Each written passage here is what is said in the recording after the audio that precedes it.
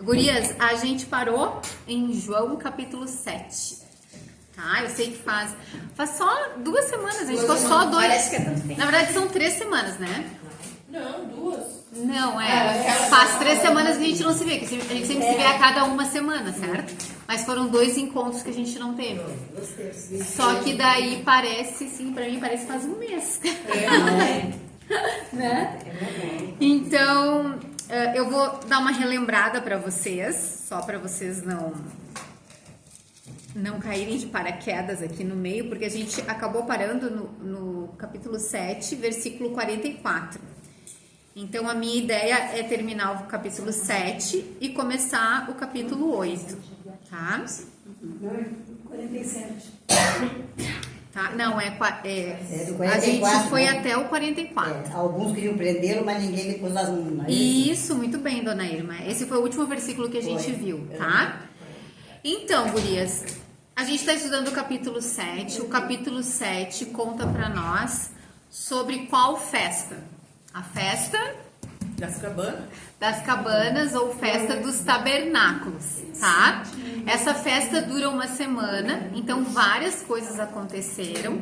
João, ele diz que Jesus chegou no meio da festa, ele não chegou no início da festa, ele chegou no meio da festa, tá?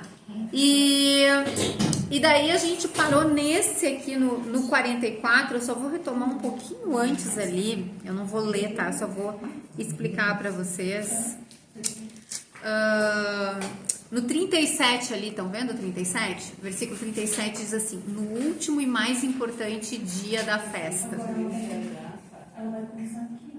37, todo mundo achou? Capítulo 7, versículo 37, ó. No último e mais importante dia da festa. Então é a festa das cabanas, ou festa dos tabernáculos. Jesus chegou no meio, só que aqui, isso que acontece aqui é no último dia, tá? Ó, no último dia. Jesus levantou-se e disse em alta voz. Ou seja, ele falou bem alto, bem forte para todo mundo ouvir. Tinha milhares de pessoas lá reunidas para essa festa, lá no templo em Jerusalém. Daí ele diz: se alguém tem sede, venha a mim e beba. E lembra que eu expliquei para vocês como é que era a festa? Não está escrito aqui na Bíblia, tá? A gente não tem essas informações, mas a gente tem essas informações de historiadores que descrevem como eram os costumes dos judeus naquela época.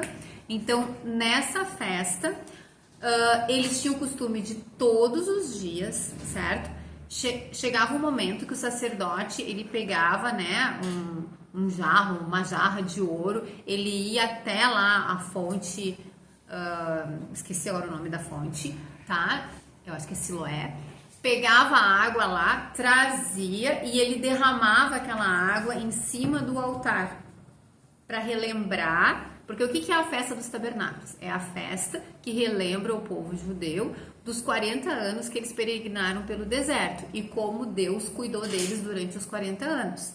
Então, uma das coisas é que Deus nunca deixou faltar água para eles. Então, dentro dessa festa, eles costumavam fazer isso. Então, dentro desse contexto, muito provavelmente, no momento que o sumo sacerdote derrama aquela água ali no altar e tá todo o povo vendo, e eles recitando todos aqueles salmos e textos lá do Antigo Testamento, que se referem à água como salvação, tá? Jesus se levanta e ele fala bem alto: se alguém tem sede, venha a mim e beba. E esse é o versículo principal. Então a gente está neste momento aqui.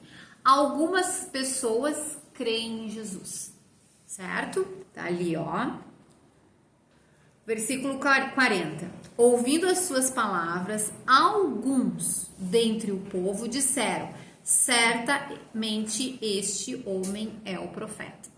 E na aula passada a gente foi até lá em Deuteronômios e vimos o que era profeta, o profeta. Ou seja, este homem é o Messias, tá? Então, essas pessoas creem em Jesus como Messias naquele momento ali.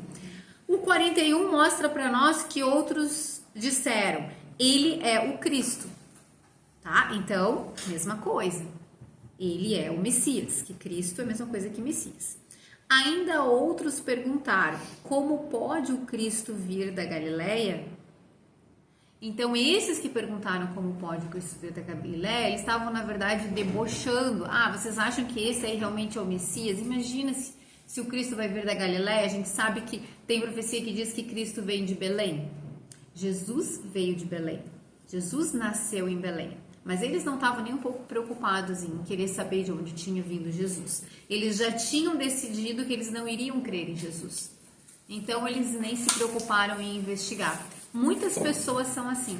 Às vezes a gente fala de Jesus para elas, diz para elas lerem a Bíblia, diz para elas estudarem mais, buscarem a Deus, mas elas já decidiram que elas não querem crer em Jesus.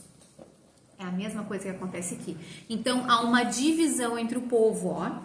Tudo isso a gente viu na aula passada, eu só estou recapitulando. 43. Assim o povo ficou dividido por causa de Jesus. Ou seja, uns creram e outros rejeitaram. Outros não creram, tá?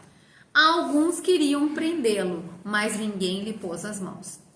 Então, certamente aqui alguns queriam prendê-lo, eram os líderes religiosos que queriam prender Jesus, porque eles já estão atrás de Jesus nesse capítulo, e umas 3 ou 4 vezes eles tentam prender e não conseguem, né? E daí agora a gente vai começar então no versículo 45, que diz ali, a incredulidade dos líderes judeus, tá? Então eu vou ler do 45 em diante. Finalmente, os guardas do templo voltaram aos chefes dos sacerdotes e aos fariseus, os quais lhes perguntaram, por que vocês não o trouxeram? Ninguém jamais falou da maneira como esse homem fala, declararam os guardas. Será que vocês também foram enganados? Perguntaram os fariseus. Por acaso alguém das autoridades ou dos fariseus creu nele?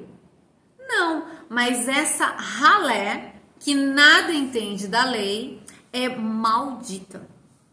Nicodemos, um deles, que antes tinha procurado Jesus, perguntou-lhes, a nossa lei condena alguém sem primeiro ouvi-lo para saber o que ele está fazendo? Eles responderam, você também é da Galileia? Verifique e descobrirá que da Galileia não surge profeta. Então, vamos entender melhor o que está acontecendo aqui, tá? Vocês lembram que anteriormente, lá no versículo 32, 7:32, olha o que diz lá no 32. Os fariseus ouviram a multidão falando essas coisas a respeito dele.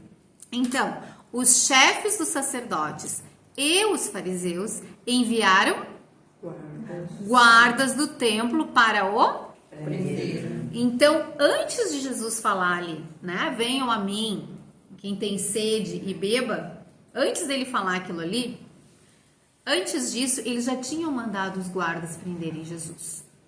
Só que agora, finalmente, depois de tudo isso que já aconteceu, como começa o versículo 45, finalmente, né? É só nesse momento que os guardas do templo voltaram. Voltaram para quem? Para os chefes dos sacerdotes e os fariseus, que são, na verdade, os líderes religiosos de Israel.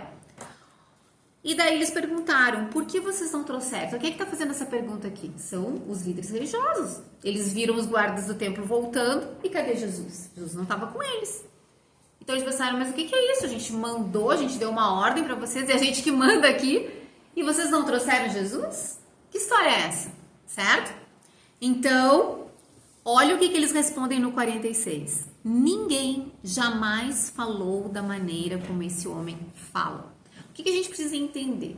Os guardas do templo eram guardas do templo. Então, os guardas do templo, eles estavam fazendo sempre a guarda do templo. Eles estavam sempre ali no templo. Eles viam todos os rabinos ensinando, eles viam todos os líderes pregando. Eles estavam acostumados a ver as pessoas falarem e ensinarem sobre a Bíblia todos os dias no templo. Era o costume dos judeus, principalmente nas festas. E de repente esses guardas vão lá prender Jesus e se deparam com as palavras de Jesus, com a pregação de Jesus. E eles ficam impressionados. Eles dizem, ninguém jamais falou da maneira como esse homem fala. Agora vejam bem, são guardas, eles estão debaixo da autoridade dos líderes religiosos. Eles sabem que eles precisam obedecer os líderes deles. Mas Jesus é tão poderoso, Jesus é o próprio Deus falando, que é impossível se deparar com um homem falando como Jesus falava e achar que ele é um maluco ou que ele é um blasfemo ou coisa desse tipo. Pelo contrário, ele é cheio de sabedoria. Então eles simplesmente se recusam a prender Jesus. E a desculpa que eles dão é essa, né? Mas ele está falando de uma forma maravilhosa, de uma forma esplêndida. Na verdade, não está falando nada errado. Ele só está falando a verdade. Daí vem o 47. Será que vocês foram enganados? Perguntaram os Fariseus. Então os fariseus ficam indignados. Daí pensam assim: será que agora os guardas do templo foram enganados também? A gente mandou vocês lá e vocês também se deixaram seduzir por esse homem? É basicamente isso que eles estão dizendo. Então os fariseus desprezam o que esses homens, o testemunho desses homens que acabaram de dizer que Jesus falando era algo inacreditável, algo impressionante, algo perfeito, algo maravilhoso, ok? Mas eles tentam desqualificá-los. 48. Por acaso alguém das autoridades ou dos fariseus creu nele? Daí agora eles colocam assim: nós que somos os líderes religiosos, que somos os líderes da nação de Israel, nós que temos doutorado, pós-doutorado, né? Temos especialização, sabemos, estudamos a Bíblia, conhecemos toda a Bíblia, sabemos recitar a Bíblia de cor e salteado. Nós que nos dedicamos todo esse tempo para estudar a Bíblia, né? Nenhum de nós creu nele. Nenhum de nós creu que ele é o Messias. Então eles estão dizendo para os guardas, né? Nós não cremos, nós que somos as autoridades, nós que somos os líderes de vocês. E agora vocês estão balançados, é só vocês olharem para nós. Se a gente não creu, vocês podem estar tranquilos, porque esse homem é um blasfemo, esse homem é um endemoniado, como eles disseram anteriormente, tá? Daí 49. Não, mas olha o que eles dizem ali, olha o que os fariseus dizem. Essa ralé, gente, que palavra, né? Essa ralé, olha como eles chamam o povo. Essa ralé que nada entende da lei. É o quê? Maldita. Olha que palavras duras, que palavras de desprezo para o povo. Porque o povo, e nem é todo o povo, mas alguns do povo estão crendo. Então eles desprezam, eles dizem: que são essas... Estão crendo, mas e daí? A opinião deles não importa nada. Quem são eles? Eles são uma ralé, eles são malditos. Então eles desprezam as pessoas, ou a percepção que as pessoas têm de Jesus. Porque eles querem matar Jesus, eles querem se livrar de Jesus, eles odeiam Jesus. Porque Jesus conhece a hipocrisia deles e Jesus está atacando o que eles amam, que é o dinheiro, e tirar proveito das pessoas, e manipular as pessoas, e dominar as pessoas, e controlar as pessoas. Que é isso basicamente que eles fazem. 50. Nicodemos, daí agora que voltou Nicodemos. Lembra do Nicodemos? Nicodemos, se não me engano, lá no capítulo 3, ele vai visitar Jesus de noite, e Jesus então conversa com ele sobre nascer de novo, sobre nascer de Deus, certo? Isso já se passou no mínimo 1 ano, talvez 2 anos, que ele teve esse encontro com Jesus, provavelmente 1 ano e meio, 2 anos e meio, eu acho, tá? Nicodemos, um deles quem?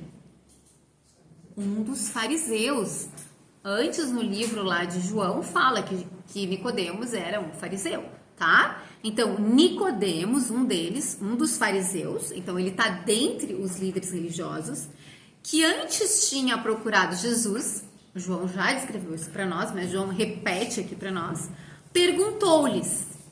Então, o Nicodemos, muito polido, muito educado, né? Ele fala com toda a classe. O que ele argumenta? Ele argumenta o seguinte, 51. A nossa lei condena alguém sem primeiro ouvi-lo para saber o que ele está fazendo? A lei de Israel era maravilhosa. A lei dos judeus era exemplar. Quem gosta de estudar leis, o direito e tudo mais, se for ler na história, eles tinham várias regras, mas com Jesus eles não aplicaram nenhuma.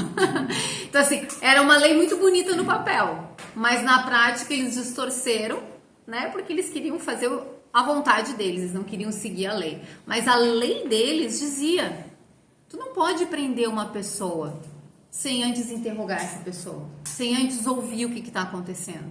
E tu vai ter que ter testemunhas. Ou seja, não é assim, chega lá e prende. Mas eles não estavam nem aí. Eles tinham o poder para prender. Eles queriam chegar. Eles queriam chegar lá e prender, certo?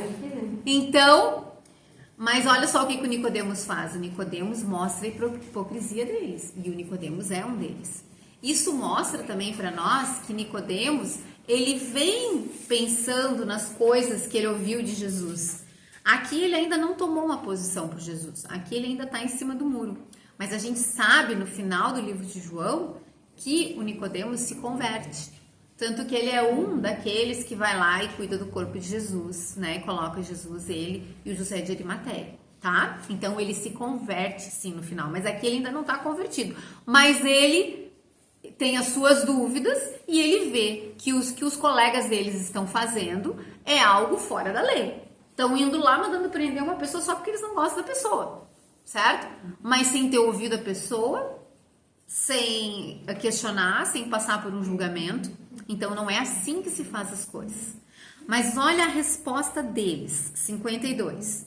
Eles responderam: você também é da Galileia? Ou seja, eles foram bem desaforados, mesmo com um próprio líder religioso, mesmo com um que era mestre em Israel, como a Bíblia diz que ele era o principal mestre em Israel.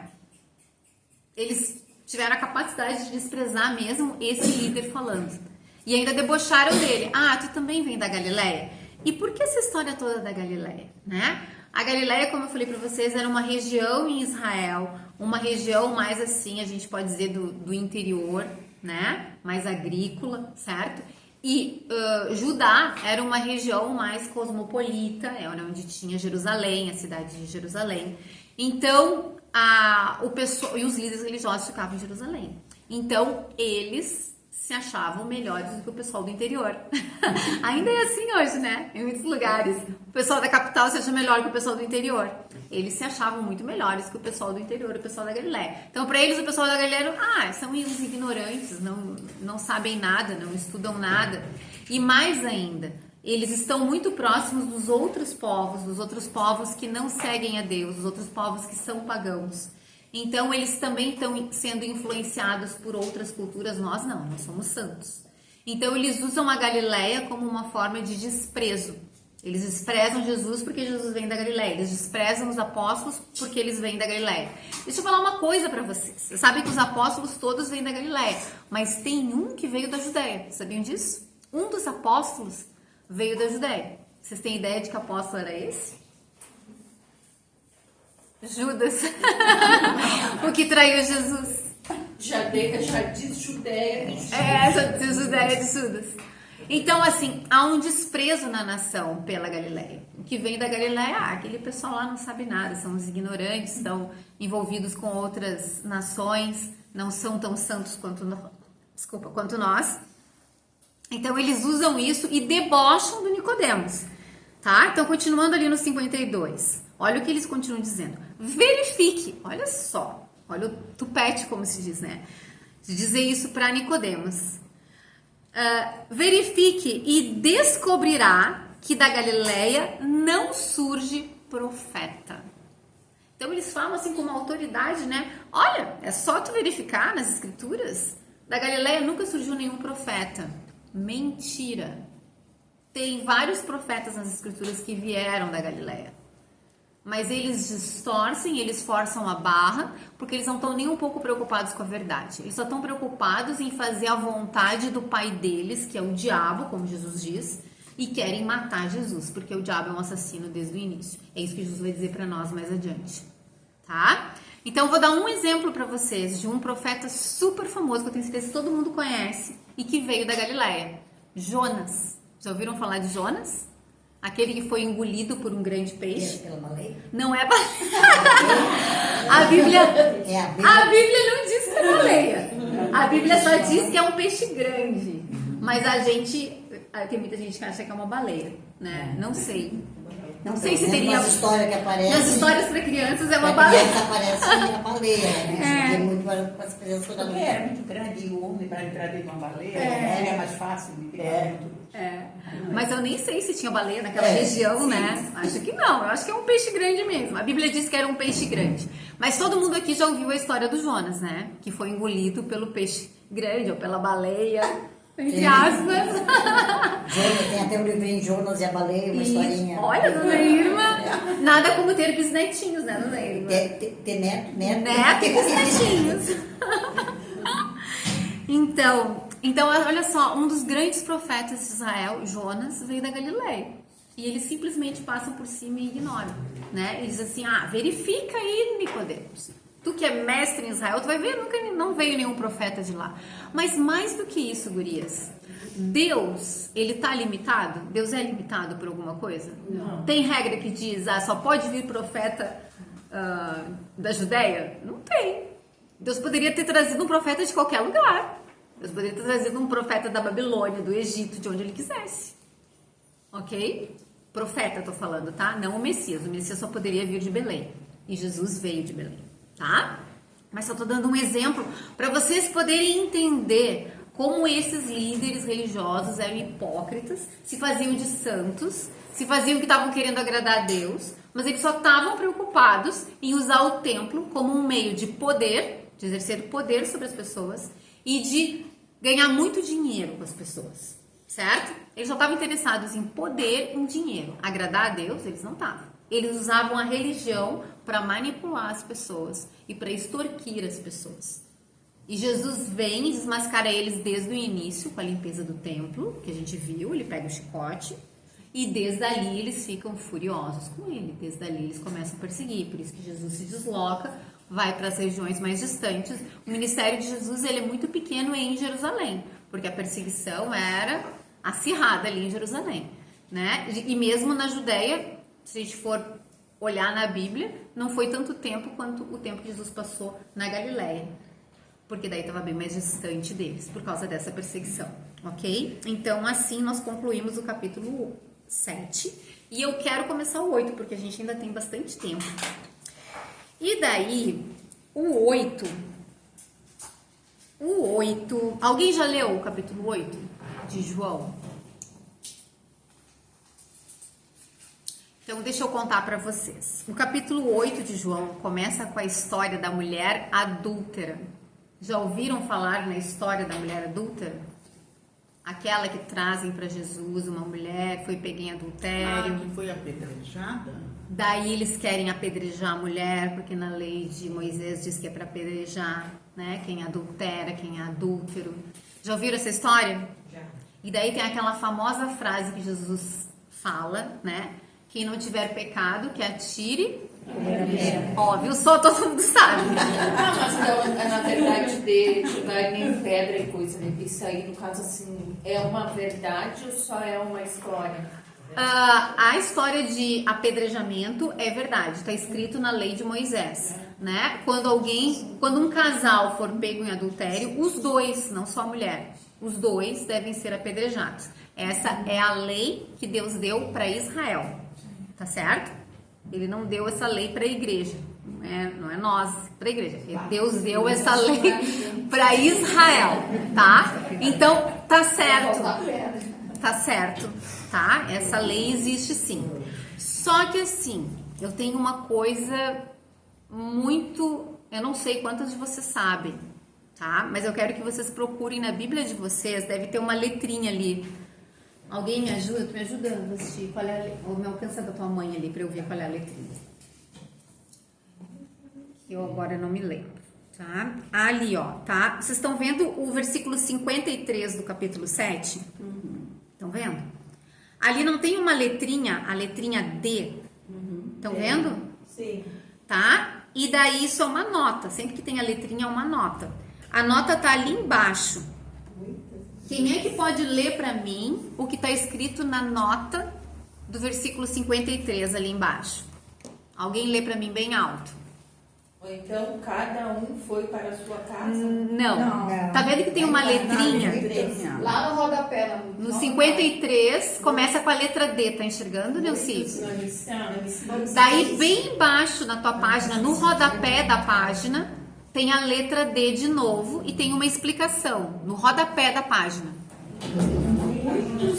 Ó, silêncio. Todo mundo vai escutar a Neuci falar agora. Muitos manuscritos não trazem João. Outros manuscritos não é ali. Desculpa, pode ler de novo? Eu não entendi o que tu falou no final.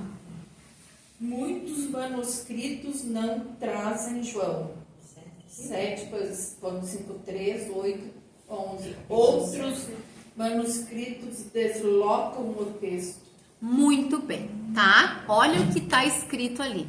Tá escrito ali que de João 7,53 até João 8:11, tá? Do 7,53 até 8:11, diz que muitos manuscritos não trazem esse texto. Vamos entender o que isso quer dizer. Olha só, manuscrito vem de manual, certo? Então é quando a gente escreve com a mão, certo? Eu tô fazendo um manuscrito, ok? Eu tô escrevendo com a mão, é um manuscrito. A imprensa só foi criada, né, no século XV, com Gutenberg. Antes disso, todos os livros, eles eram copiados à mão. Então, a Bíblia também, ela era copiada à mão, certo? Então, as pessoas iam, uma pessoa pegava um exemplar da Bíblia, para ter uma outra Bíblia. Então, eu quero dar uma Bíblia para a Dona Irma, por exemplo. Eu vou ter que pegar e vou ter que copiar tudo que tá ali à mão, e daí eu vou entregar, então, um manuscrito para ela, eu vou dar uma cópia para ela, certo? Era assim. Não tinha como fazer a produção de livros se não fosse manualmente escrevendo, tá? Então, o que a gente tem? A gente tem que, durante toda essa história da igreja, foram produzidos muitos manuscritos. Se eu não me engano, tem mais ou menos 25 mil manuscritos da Bíblia, tá? 20 é um número, assim, absurdo, se tu for comparar com qualquer outro livro que já foi escrito no mundo. É um número absurdo. E o mais incrível disso é que a variação é praticamente zero, né? Quando tem uma variação, a gente percebe que é uma pessoa que se enganou ali numa letrinha e que copiou errado. Não foi um erro proposital, tá?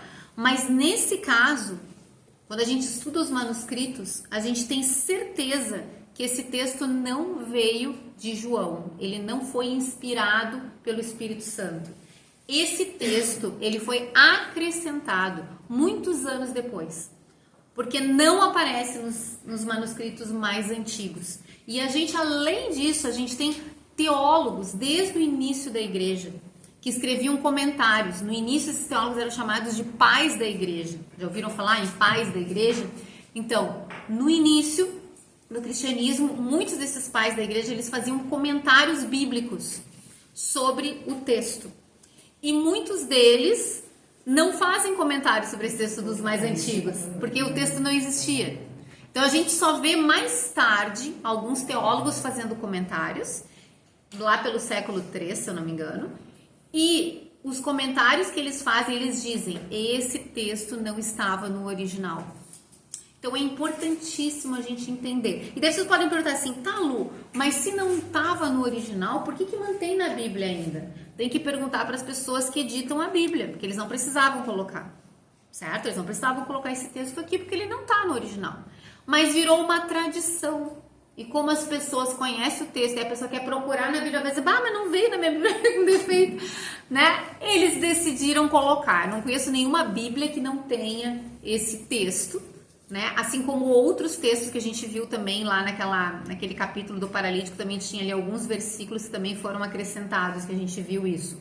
Mas vocês percebem como a Bíblia, como a palavra de Deus, ela é inerrante, ela é clara e a gente não tem dúvida do que a gente está estudando, porque mesmo quando acontecem coisas desse tipo, a gente sabe muito bem que é um texto que foi acrescentado. Sobre essa história, o que eu quero dizer para vocês?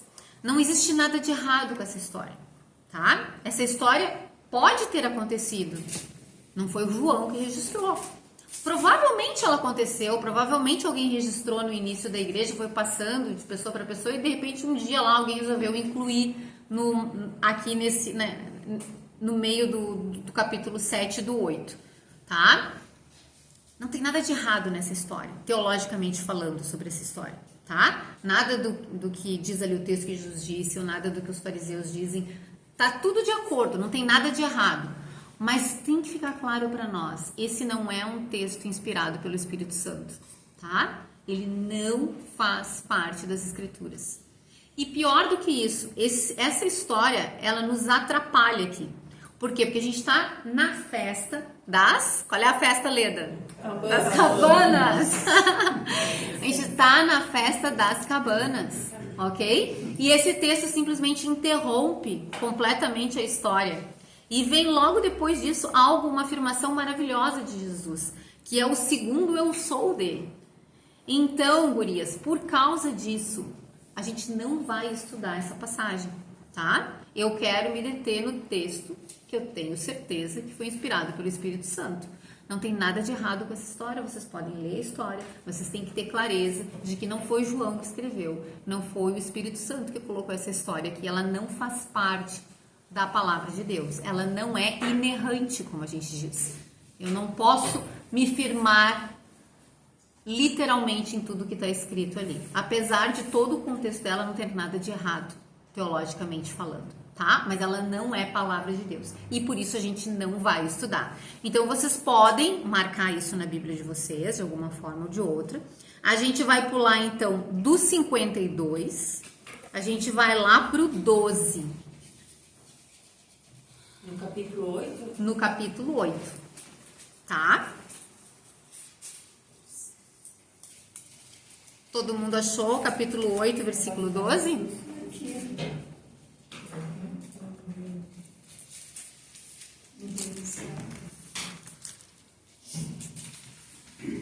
Então, vou começar. Capítulo 8, versículo 12, que é a continuação do que a gente estava vendo ali no 52. Falando novamente ao povo, Jesus disse: Eu sou a luz do mundo. Quem me segue nunca andará em trevas, mas terá a luz da vida. Os fariseus lhe disseram: Você está testemunhando a respeito de si próprio, o seu testemunho não é válido. Respondeu Jesus: Ainda que eu mesmo testemunhe em meu favor, o meu testemunho é válido, pois sei de onde vim e para onde vou, mas vocês não sabem de onde vim, nem para onde vou. Vocês julgam por padrões humanos, eu não julgo ninguém. Mesmo que eu julgue, as minhas decisões são verdadeiras, porque não estou sozinho, eu estou com o Pai que me enviou.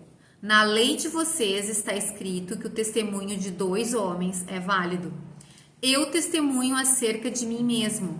A minha outra testemunha é o Pai que me enviou. Então, aqui, certamente a gente não vai conseguir acabar hoje todo esse texto, mas eu quero começar falando do texto. Então, Jesus está falando novamente ao povo. Continua ainda na festa das cabanas, não acabou, ainda é o último dia. E o que Jesus disse? Eu sou a luz do mundo. Lembram que eu já expliquei para vocês esse eu sou? Alguém lembra? Eu sou é o nome de Deus, né? Como é que a gente sabe disso? Quando Moisés estava lá cuidando, né, das ovelhas dele lá, do gado dele, apareceu aquela sarça ardente. Ele foi até lá, ele conversou com Deus. Deus enviou ele para libertar o povo do Egito. E Moisés disse: tá bom, eu vou ter que ir lá para Faraó, eu vou ter que dizer para Faraó: deixa o povo de Deus sair. Mas qual o teu nome? Porque todos os deuses tinham nome. Então Deus revela o nome dele para Moisés. E como é que ele diz que é o nome dele? Eu sou. É isso que ele diz. Só que ele diz em hebraico, tá? E em hebraico não tem nenhuma vogal. Então o pessoal colocou ali as vogais. Eu nunca sei dizer direito. Eu acho que é Yahweh, né? Alguém sabe? Yahweh. A Rô tá dizendo que é Yahweh, tá? Então seria isso. Esse é o som, Yahweh. Só que Yahweh quer dizer eu sou em hebraico. Entenderam? Então Jesus, ele usa o nome de Deus para provar que ele é Deus. Ele usa o nome de Deus para ele mesmo. E mais do que isso, olha o que ele usa aqui, ó. Eu sou a luz do mundo. E isso, gurias, no Antigo Testamento fica muito claro que o Messias, ele seria a luz das nações.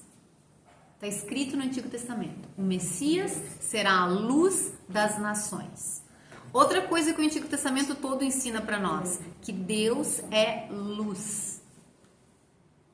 Então Jesus, além de usar o próprio nome de Deus, eu sou, ele ainda deixa claro que ele é luz, que ele é o próprio Deus, ele reforça de novo sendo Deus. E ele ainda diz a luz do mundo, que tem, para eles que estudam a Bíblia, as Escrituras, eles sabem que luz do mundo, mesma coisa que luz das nações, é a luz de todo mundo, de todos os povos. Essa é uma denominação para o Messias. Então Jesus está alegando que ele é o próprio Deus, que ele é Deus, certo? E que ele é o Messias, numa frase só. E isso deixa eles loucos, porque eles já estão enfurecidos. Jesus usa, pela segunda vez, ele usa esse eu sou. Ó, a primeira vez, eu marquei aqui para não me perder. A primeira vez foi lá, abram ali, ó, João 6:35.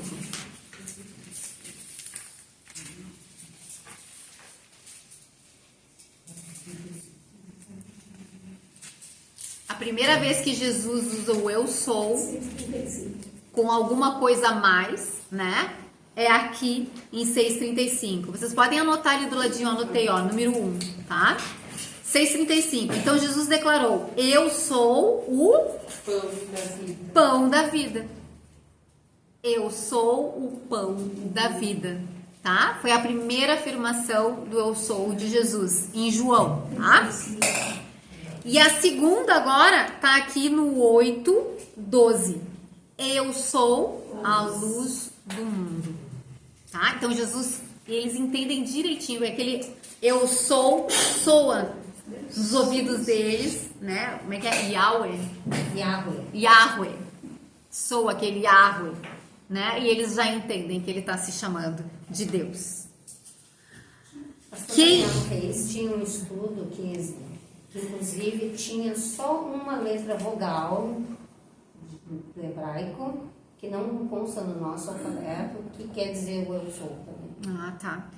E outra coisa interessante também é que esse Yahweh, né, que é em hebraico, o pessoal transliterou para Jeová, tá? Então, quando fala Jeová, está se referindo a essa eu sou. É uma transliteração do hebraico para o português, ok? Então, continuando ali no 12.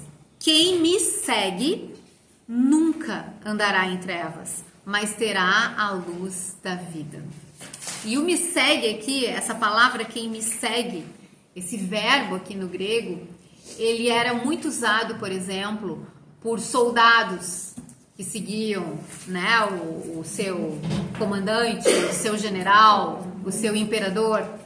Era usado por escravos que seguiam o seu dono. Então são todos, essa palavra, ela comunica todas essas analogias que a Bíblia faz de nós com Deus.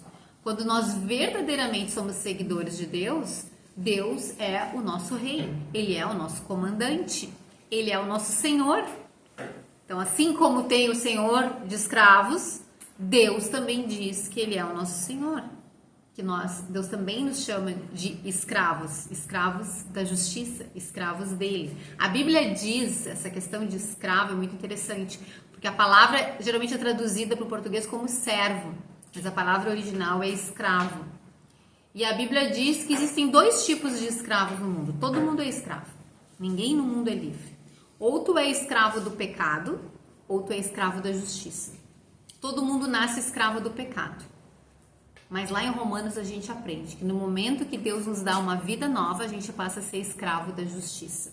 Nós somos escravos de Deus. O próprio Paulo diz, né? Ele começa o livro de Romanos dizendo que ele é escravo de Deus. Ok? Então, essa palavra segue.